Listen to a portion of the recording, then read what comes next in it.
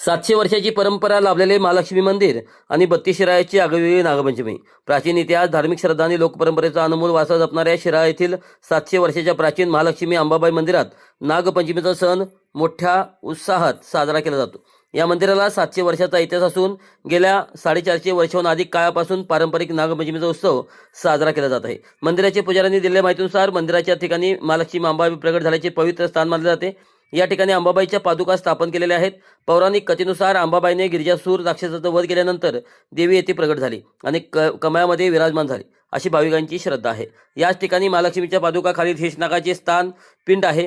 पूर्वीच्या काळी जेव्हा येथे ब्राह्मण पोथीचे वाचन करत असत तेव्हा ती पोथी ऐकण्यासाठी आणि आशीर्वाद देण्यासाठी साक्षात नाग बाहेर येत असे अशी आख्यायिका सांगितली जाते. पूर्वीच्या परंपरेनुसार नागपंचमीच्या आधी बेंदूर सणाच्या वेळी जंगलात नाग धरण्यासाठी जायचे असल्यास मंदिरात नारळ फोडून देवीला कौल लावला जात असे. देवीची परवानगी मिळाल्यानंतरच नाग पकडण्यासाठी जंगलात जाण्याची प्रथा होती. तसेच पूर्वी नागदंश सर्पदंश झाल्यास उपचारासाठी देवीच्या मंदिरात आणले जात असे. देवीसमोर घोंगडी अंथरून झाडपाल्याची औषधांनी देवीचा अंगारा लावून उपचार केले जात असत आणि बाधित व्यक्ती बरी होत असे. नागपंचमी दिवशी मंदिरात सकाळी 5 वाजल्यापासून धार्मिक विधींना सुरुवात होते. सकाळी 6:30 वाजता देवीची विशेष महापूजा, आरास आणि महाआरती. दुपारी 12 वाजता ते 12 बलुतेदारांच्या हस्ते पारंपरिक पालखी सोहळ्याची सुरुवात. नागपंचमीच्या दिवशी पालखीबरोबर साक्षात नाग असणे आणि ही पालखी मिरवणूक निघणे हे येथील मुख्य आकर्षण व कौतुकाचा विषय असतो. दुपारी 12 ते 1 या वेळेत निघणाऱ्या पालखी सोहळ्यात आणि दर्शनासाठी दरवर्षी हजारो भाविक मोठ्या संख्येने उपस्थित राहतात. नमस्कार, मी स्नेहल मिरजकर. मी मूळची इथलीच आहे. माझं जन्मस्थान 32 शिराळा. याचा मला स्वाभिमान आहे आणि अभिमान दोन्ही पण आहे.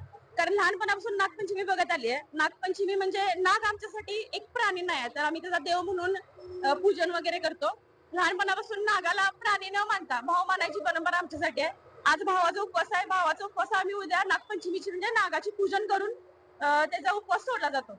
आधी हा आम्ही मातीचा नाग पूजला जायचा, पण आता सरकारकडून नागांची पूजा करण्यासाठी म्हणजे प्रबोधनात्मक त्याची पूजा करण्यासाठी आम्हाला परवानगी दिली आहे. त्यासाठी सरकारचं मनपूर्वक आभार. आमची नागपंचमी अशीच चालू राहो.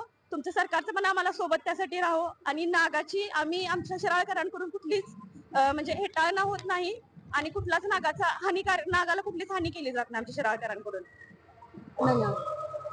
नागपंचमी सुरू व्हायच्या अगोदर काय कसं तिच्यापासून अगोदर पण सांगा किती दिवस अगोदर काय चालतं.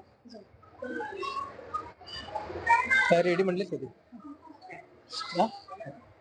तर आपण बघू शकता हे महालक्ष्मी मंदिर अंबाबाईचं मंदिर आहे. त्या मंदिराला 700 वर्ष पूर्ण झाली. 450 वर्षापासून नागपंचमी सुरू आहे. तर इथं बघू शकता की महालक्ष्मी प्रकट झाल्याचं ठिकाण आहे. इथं पादुका आहेत अंबाबाईच्या. त्याच्यानंतर खाली एक नाग आहे, शेषनाग. पूर्वीच्या काळी हा शेषनाग इथं ब्राह्मण पोथी वाचायचे. त्या पोथी ऐकण्यासाठी किंवा तिथं आशीर्वाद देण्यासाठी इथून नाग बाहेर यायचा. ते एका ब्राह्मणानं वयस्कर झाल्यानंतर ते काशीला गेले आणि त्याने ती कार्य दिलं त्यांच्या मुलाकडं. मुलानं वाचलं. काही दिवसानं ते मुलानं ते हे मारलं, त्याच्यावरती काय तर झालं असेल. तर तिथून जे नाग गेला ना, आज तागात परत नाग आलेला नाही. गोरक्षनाथांनी त्याच अनुषंगाने इथं ब्राह्मणाच्या घरी जे नाग ओरिजिनल नाग झोळीतून काढून गेला एका ब्राह्मणाच्या बाईला. ते म्हणले की आजपासून, आज नागपंचमी आहे, आजपासून तुम्ही सुरू करा हा उत्सव, म्हणजे नागपूजा खरोखरच्या नागाची पूजा. त्यांच्या घरातून पालखी निघतील, पालखी बरोबर नाग असतो, ही प्रथा आहे. तेव्हापासून जी नागपंचमी भरायला सुरू आहे ते आहे. ते नागांचा ईश्वर म्हणून नागेश्वरचं इथे स्थान आहे, पिंड आहे नागांचा ईश्वर म्हणून. तर नागाचा एक कोणतरी ईश्वर आहे म्हणून ही जी मूर्ती आहे इथं, ही अंबाबाईनं गिरिजासूर राक्षसाला मारल्याचं प्रतिकृती केलेली आहे.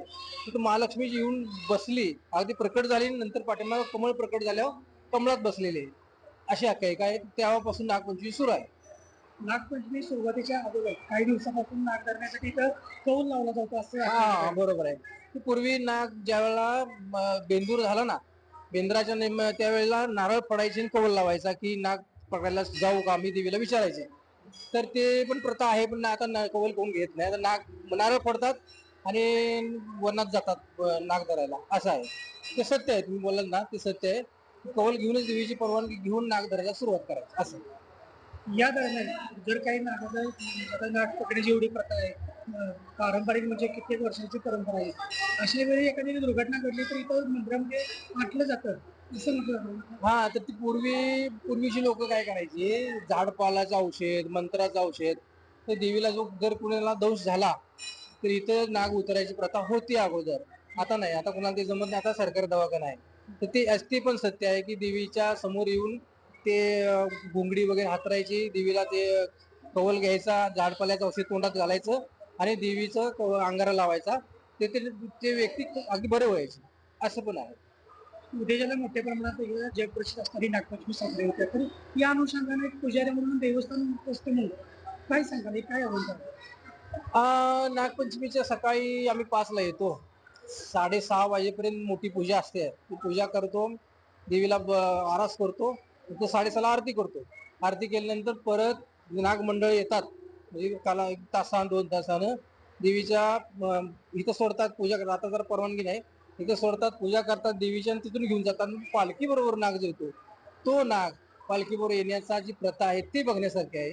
पालखी बरोबर नाग येतो कोतवालांचा, म्हणजे 12 बलुतेदारांची पालखी असते. कधी येतो ते? उद्या 12 वाजता येणार. दुपारी बघा. तिथून 12 वाजता निघते, म्हणजे 12:30 पर्यंत 1 वाजेपर्यंत येते. अशी पालखीचा उत्सव, पालखीचा मान फार मोठा आहे.